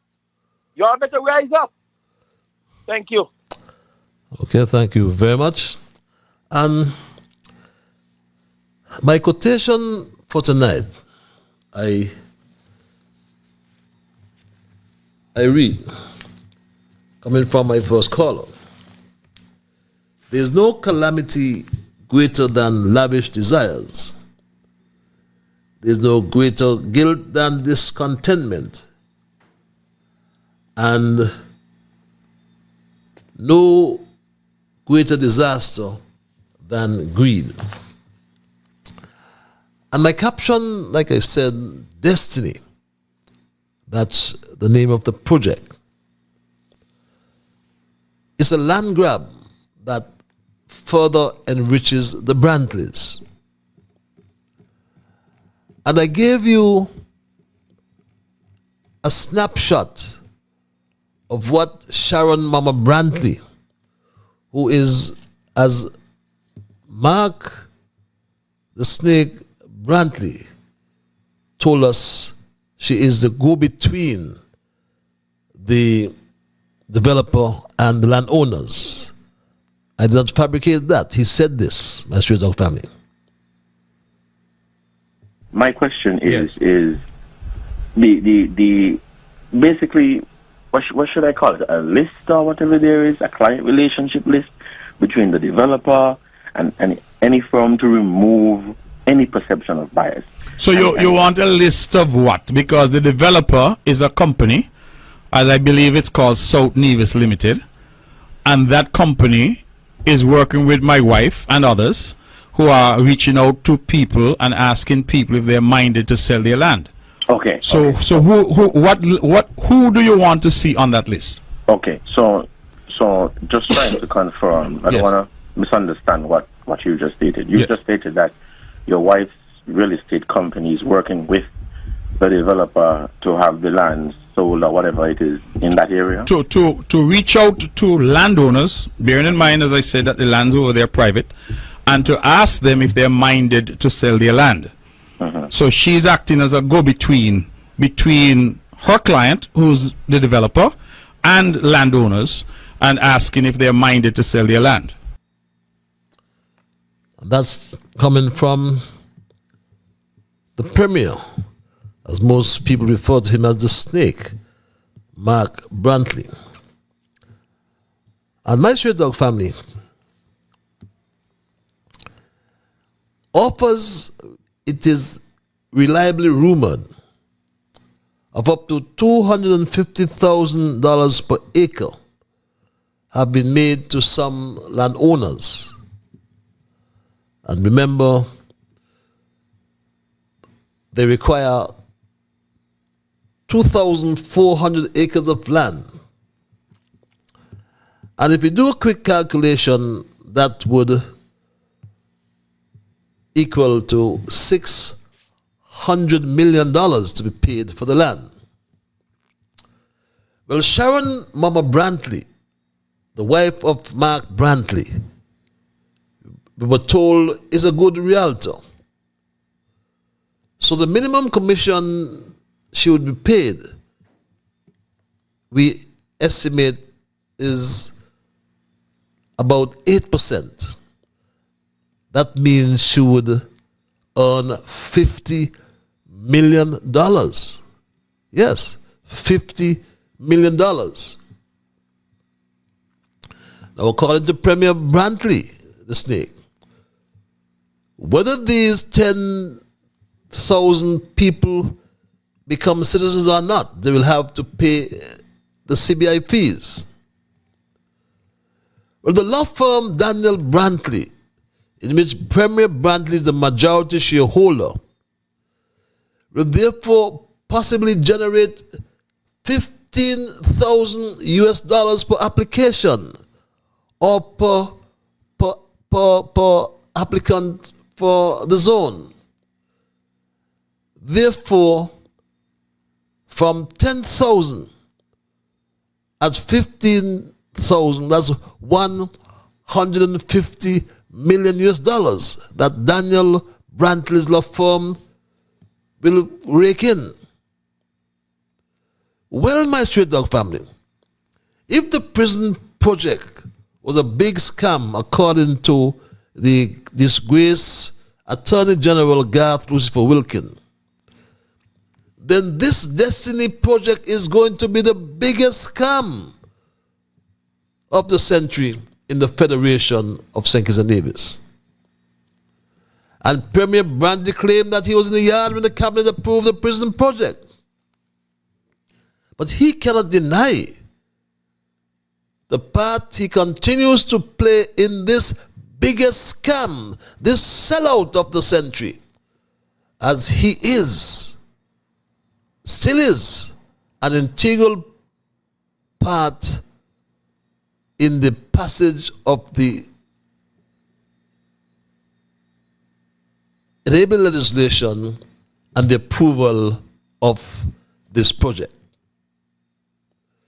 My Straight Dog family, it's 5 before the 10 o'clock hour. And Straight Talk is heard every Monday from 8 until 10 o'clock. So let's dispense of my remaining emails. When we travel to another man's land, read this email. No matter how much money we have or how special we feel with ourselves as divisions and Kittitians, we must abide by the law of the land. These billionaires tell us the same, even in their own country with all their money, they must abide by the laws. And to avoid this, they travel the globe looking for desperate and greedy leaders, willing to sell out their countries. Slavery again. Give us your gold and diamonds, and we will give you metal and tin. In our case, give us your land and sovereignty, and we will give you a few pennies. Mr. Liebert, St. Kitts and Nevis is the only place we have to call our own. We are not poor and begging here. We don't have people trying to keep us in our place. St. Kitts and Nevis is a haven for those in the diaspora to come home to. I would like to propose that 17 degrees north and the Premier go try this SSC in Grenada. Another question. Really and truly, at which point and time were these developers supposed to create their own water and power infrastructure? Because I am certain long before they do that, they will have a serious strain on the resources of Nevis. Facts. Mark has been negotiating this deal for a long time without consulting the public until the deal was concluded. The matter should be the sale, not be the sale of the lands. Mark used his office and position to facilitate and manipulate the tools needed to have this brought to fruition. Reads this other email. Will these people who are going to be coming to Nevis going to have a right to vote? If so, then it must be nice to be able to secure an economic deal in which you facilitate over 10,000 people to secure your election victory to keep CCM in power for years to come. Must be nice. Reads this email.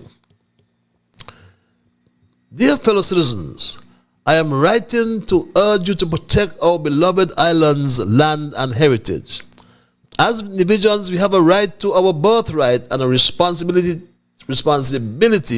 to preserve it for future generations. There are those who would seek to exploit our island's beauty and resources for their own gain. But I implore you, do not sell out our land to scammer and opportunists. We must prioritize the needs and well-being of our people over personal financial gain. Let us stand together to safeguard our island's future and ensure that Nevis remains a place where our children and grandchildren can grow and thrive. Do not sell your birthright. Let us preserve our heritage and protect our land for generations to come. Sincerely, a concerned Kittitian division.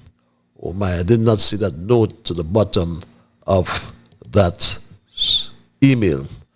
Bradshaw was a visionary, reads this other email.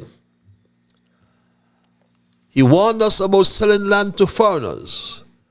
Antigua Mill Reef was Bradshaw's poster child for what will happen if you take your eyes off the ball. The young man who takes over the Labour Party has Bradshaw turning in his grave. Final call to the people. Get up and stand up for your rights. God be with us. Let your name identity be your origin. Monaco is the most densely populated country in the world. They need the land in Nevis to build their casinos and have tax havens. Corruption is also a very high there also, reads this email. And our final email, welcome to Nevis, the land where conflicts of interest do not exist because some countries, the member of parliament would have had to resign if it were to be revealed that his wife was a sole realtor operating with an investor whose pathway was facilitated by the government. Doesn't Brantley know that with real integrity laws, his wife would have been considered too close to the project to be involved? He should have advised her to not get involved for transparency's sake. But then again, we trust you'll enjoy your stay here in Nevis, where the only thing that's transparent is tap water, reads this email. Let's take our final calls for tonight. Caller, I thank you for holding your line. Yes, yes, my lord. This is me again. How is the mail? What is happening? when you speak about what you think about when you say enough is enough. The reason why I said that, you could remember Ahab as you're a biblical man. You listen to me? Yes, I'm listening. You remember Ahab was a very rich fellow. And because he had more money than the budget, but he so what this? He wanted to take back the piece of land from Nevis. He wanted to take back Nevis land. And people full of money, you know. But he says, so this, what I'm saying to you, that these people who trying to get the people in land to say, leave the people alone, there's 4 people. You don't have already what you want to fight no more. Enough is enough, man. Enough is enough. Give the people a break, man. The 4 people have a break. Don't be like Ahab. Don't be like Ahab. Do not be like Ahab. Ahab is always a rich man. He's very rich. And but he's not thankful. He just judged neighbors. And this is what's happening right now. Thank you very much. Thank you very much, Major. Let's go back to the lines and perhaps take this and make this our final call for the night. Caller, are you there? Hello, caller? Hello, caller? Yes, yes, yes, Mr. Bibleman. I've been calling, but you're the thing, You what? I've been calling, but you still you put me on a hole and somebody cut in and you cut back in. All right. Come everything I'm back in. You're close to your equipment. Just move away from your equipment and lock it off. Can you? Yeah, you're listening to me now? Yes, go ahead. Go ahead. We're running out of time, so I'll take your final prayer. Your final verses, sorry.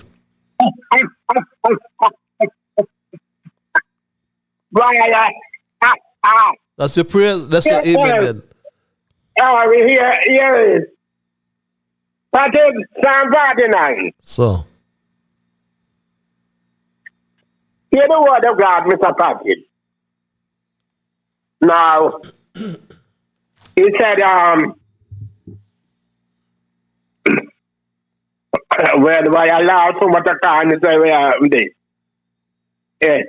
The word of God said in Psalm 49, verse 1 says, "Here ye are these people.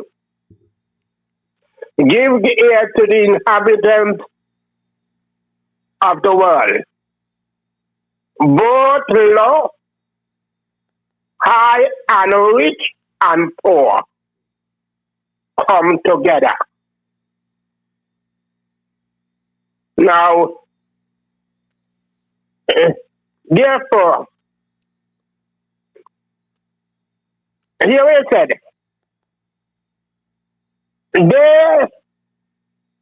verse 6 said, "They that trust in their wealth and boast themselves in a multitude of riches."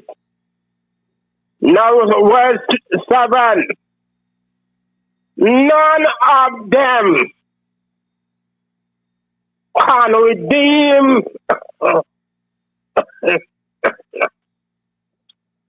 none of them can by any means give God a ransom for his soul. For his soul, for the redemption of his soul is precious. Now he said when a man rich, don't be afraid when a man got a lot of money. Psalm 49, read the passage. When he died, he carried nothing away with him. Then stand back and I leave that with you tonight. No care how much They've been going on and really want your whole world. And the word of God said, what shall it profit a man? He shall gain the whole world and lose its one soul.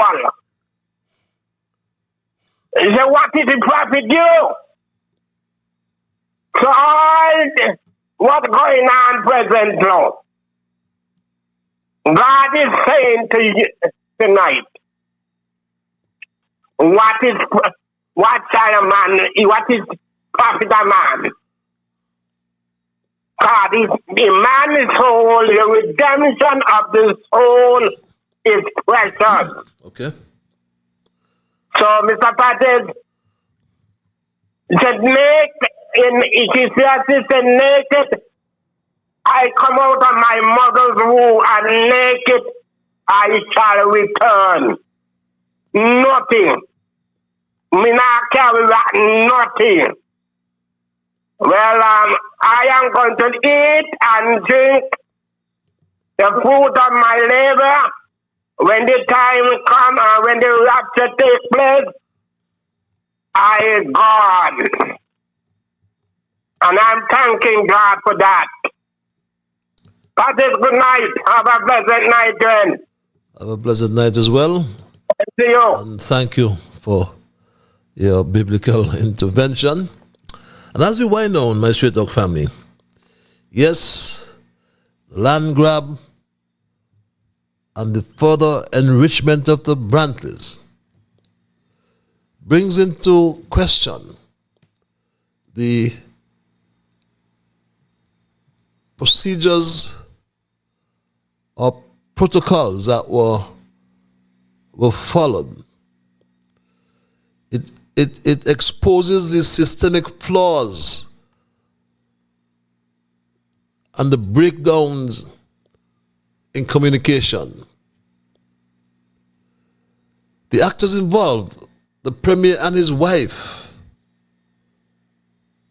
what were their motivations? Had to be money. The lack of transparency, fairness, and accountability does not exist. And as we wrap tonight's program in my Straight Talk family, I must end as I began. Because my Straight Talk family, this Destiny AI presentation cannot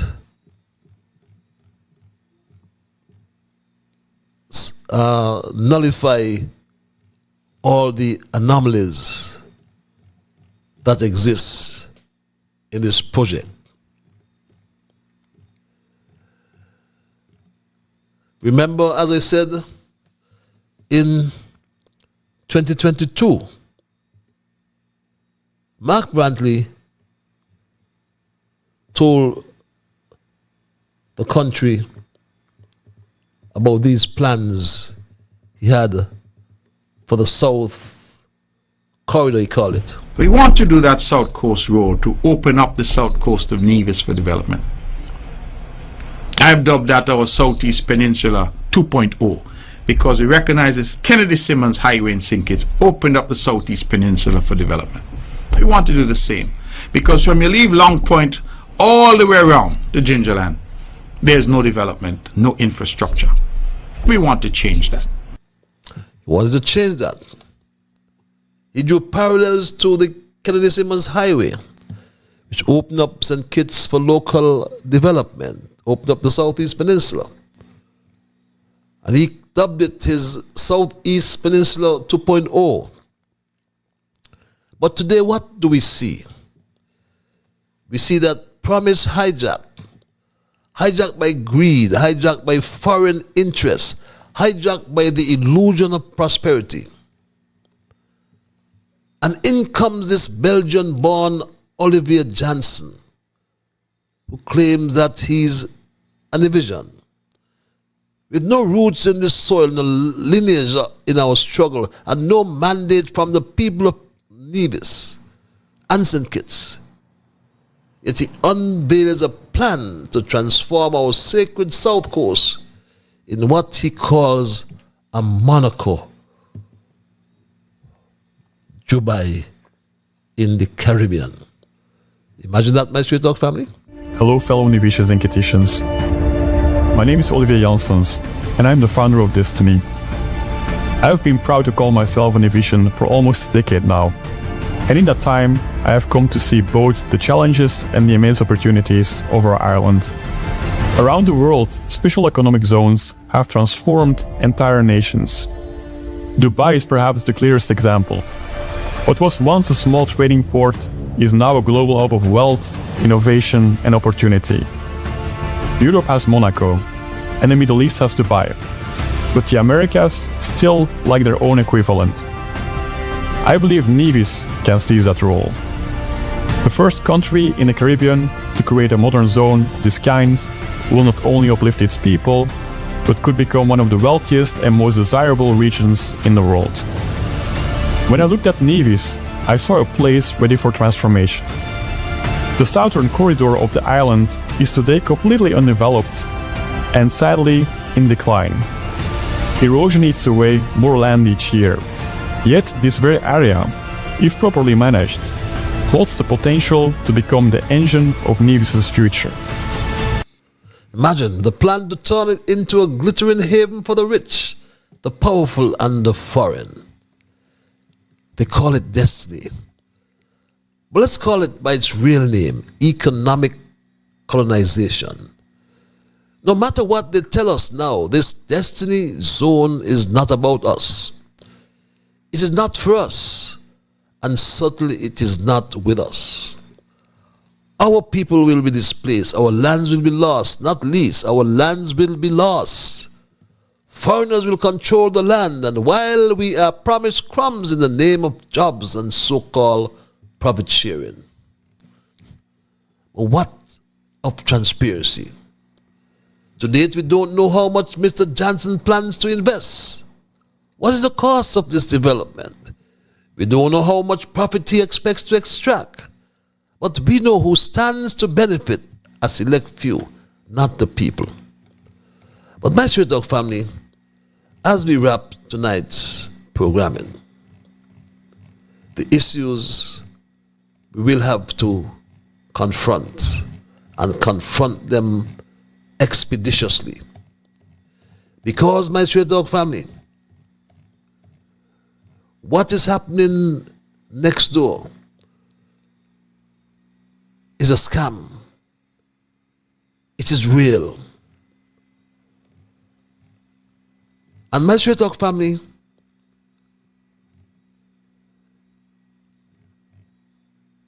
Terence Michael Drew told us that elections are easily bought.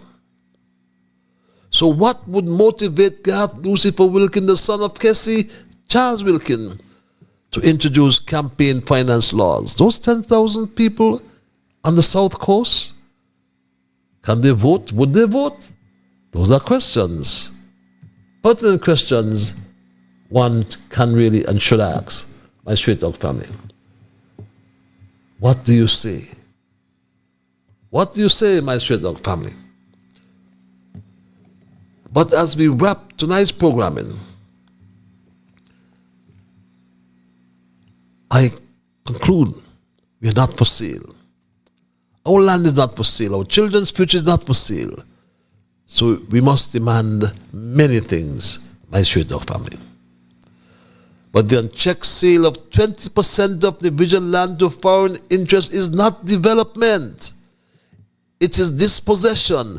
Land is a foundational asset tied to national identity, sovereignty, and economic future of our people.